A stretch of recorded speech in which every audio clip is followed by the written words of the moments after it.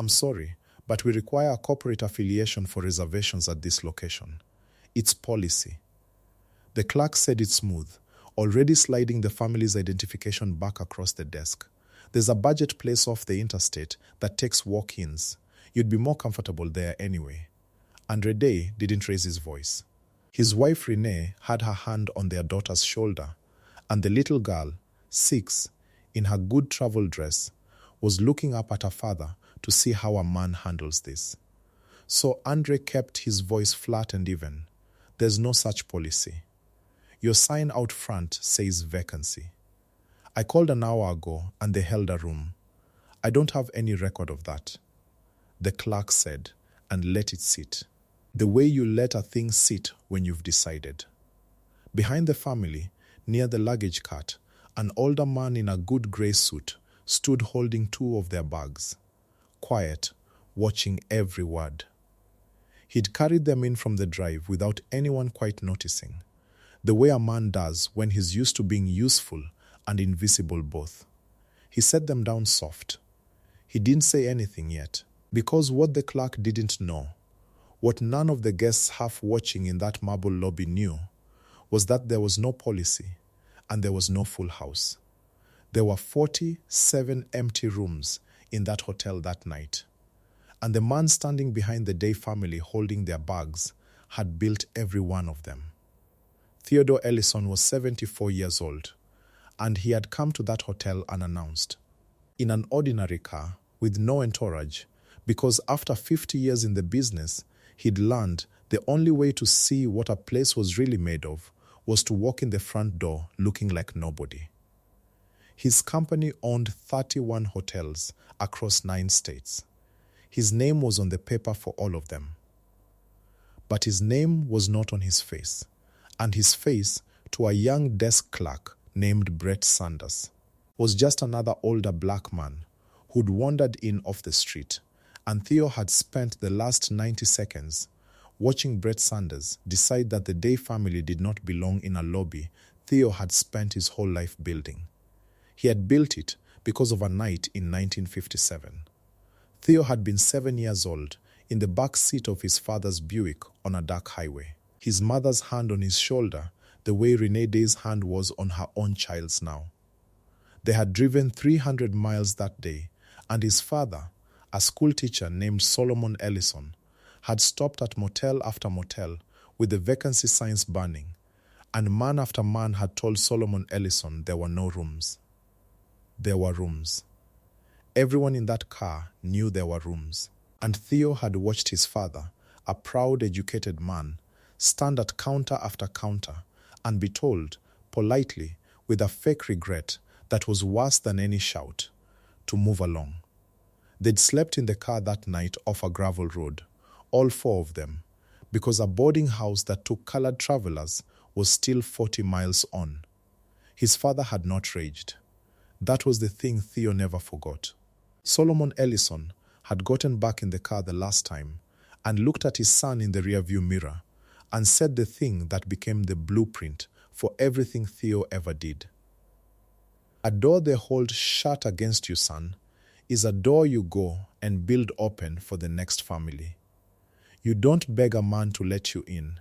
You build your own house, and you leave the light on. They'd finally reached the boarding house near dawn, run by a widow who had 1 room left and gave it to them and wouldn't take extra for the child, and Solomon had kept the brass room key from that place his whole life, in a drawer, as a reminder of the one door that opened.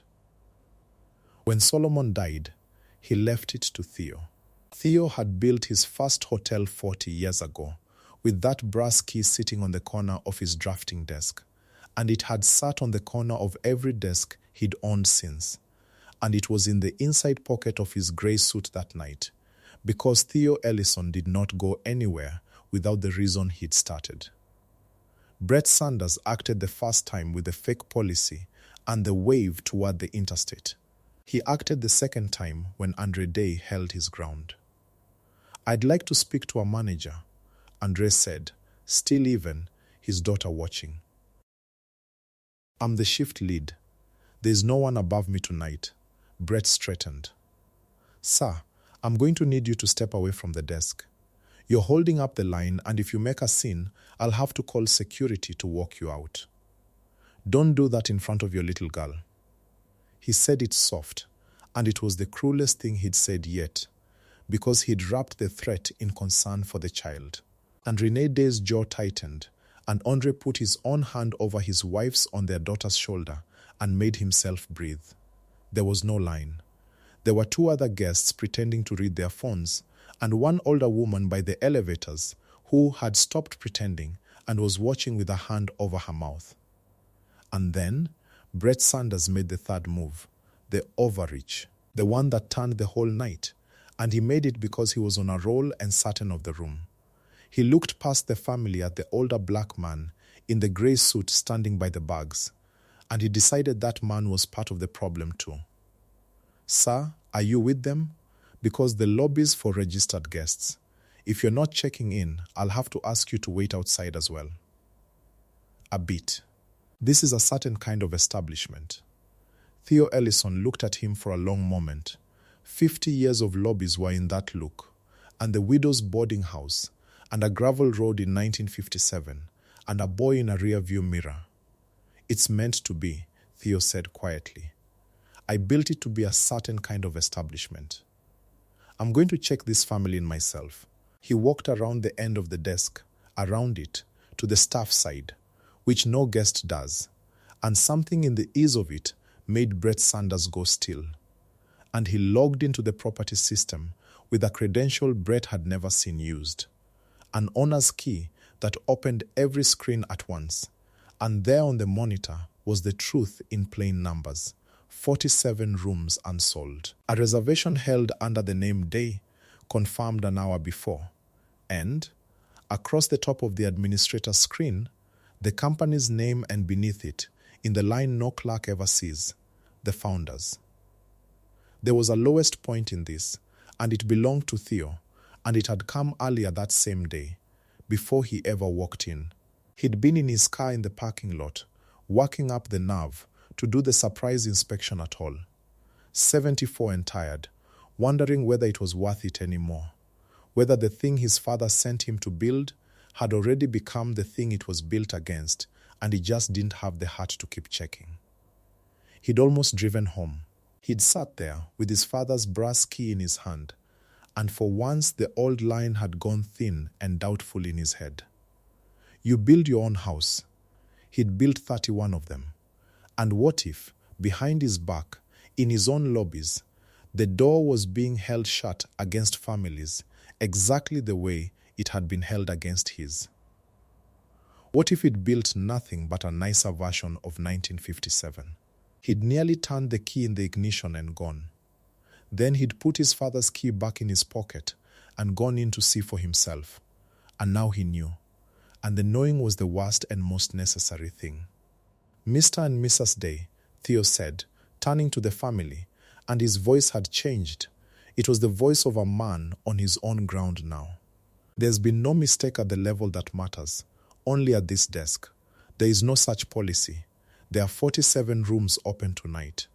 I'd be honored if you'd take the best of them, and I'd like to have your dinner sent up, with my apology, which is worth more than his, because I own the building he just told you that you couldn't stay in. The little girl was staring at him. Theo crouched down, 74 years and all, to her height. Your daddy did that exactly right, he told her. He didn't yell, he just told the truth and waited for it to matter. You remember that. Andre Day's composure cracked then, just for a second, the way it does when a man who's braced for a fight is instead handed his dignity back in front of his child. And he shook Theo Ellison's hand and couldn't quite speak. The reckoning ran on the levers a company actually has, which is what made it land instead of just feeling good. Theo did not scream at Brett Sanders and did not throw him out into the night, though the whole lobby and half the audience wanted it. He relieved him of the desk right then. An owner can do that. And he handed him the envelope he'd had a junior manager bring up from the back office while he checked the family in. Brett opened it with shaking hands. It was not, as he'd braced for, A termination on the spot in front of the guests. Theo had done it properly.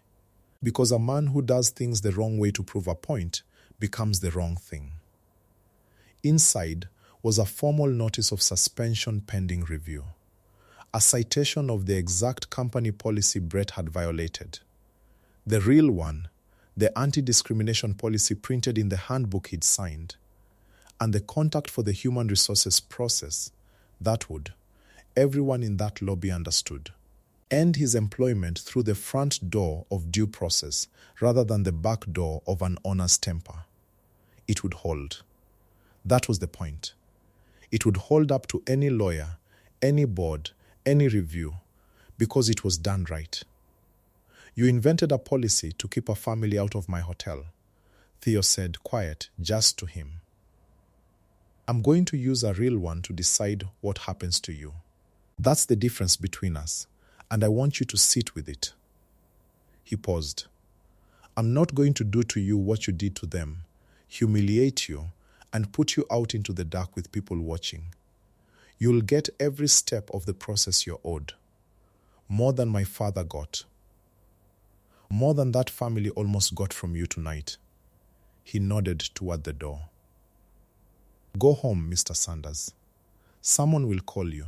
And that was the whole of the dagger, and it was mercy-shaped like a blade, and Brett Sanders left through the same doors he'd tried to push a family out of, and no one filmed him, because Theo asked them not to. And the crowd, the woman by the elevators, the two men with their phones, did the thing the audience needs a crowd to do, which is look ashamed of how long they'd watched before anyone moved. There was an ally, the way there's always an ally. A night bellhop named Ruben, barely 20, had tried to step in early, had said, Brett, man, I can carry their bags up, it's no trouble trying to defuse it, and been told to stay out of it. Theo had seen. When the review was done and the desk needed a new lead, Theo remembered the only person in that lobby who'd tried, and Ruben Ortiz was managing that front desk within 2 years, and a whole property within 5, because Theo Ellison had spent his life watching for the person who tries when it costs them something. The Day family stayed the weekend. Theo comped none of it against their wishes. Andre insisted on paying, on principle, and Theo respected that more than gratitude. But he sat with them at breakfast the next morning and told the little girl the story of the gravel road, and the widow, and the brass key, so she'd know the door had almost been held against her father the way it was held against a boy in 1957, and that the reason it wasn't was that somebody once decided to build his own house and leave the light on. Months on, Theo Ellison did the thing that outlasted the night. He started a program across all 31 hotels. Training, yes, but more than training. A standing fund and a policy with teeth. A promise printed and framed in every lobby that no traveler would be turned from a room that existed. And a scholarship in his father's name, the Solomon Ellison Fund, for the children of hotel staff. The housekeepers and bellhops and night clerks whose kids the industry never thought about. And in the lobby of that first hotel, the one he'd built with the key on his desk, he had a small glass case mounted by the front doors where every guest passed it, and in it, a plain brass room key from a boarding house that no longer existed, with a small plate beneath it that carried the only words his father ever needed to leave him. Theo passed it every time he came. Some mornings he'd stop, 74 and then older, and put 2 fingers to the glass over his father's key, and say the line out loud, quiet, to a lobby full of people who had no idea what it meant. A door they hold shut against you is a door you build open for the next family. You don't beg to be let in. You build your own house, and you leave the light on. His father had slept in a car, so his son could build a place where no one would have to. And for one night, in one lobby, the door had started to swing shut again the old way, until the man who'd built it walked in behind the family carrying their bags, and held it open, the way he'd promised a boy in a rear-view mirror he always would. If you were ever turned from a door that had plenty of room behind it, and lived to see someone hold it open instead, Tell us about it in the comments. We read every one. The moral is as plain as a vacancy sign. Talent and dignity and worth walk through every door, in every family, and prejudice is only a small person's way of pretending they don't. You cannot keep people out of a house forever. Sooner or later, the one who built it walks in and finds out what his own doors have been doing when he wasn't looking, and decides all over again to leave the light on. Who was the first person who held a door open for you when the world was trying to hold it shut? The one who told you to build your own house? Tell us below. If Theo's night meant something to you, share it with someone who's been told, politely, that there's no room. And wherever you've stood at a counter and been told to move along from a place with space to spare, may you keep your composure the way Andre Day did. May the right person walk in behind you, and may you live to build a house of your own one day, and leave the light on for the next family down the dark road.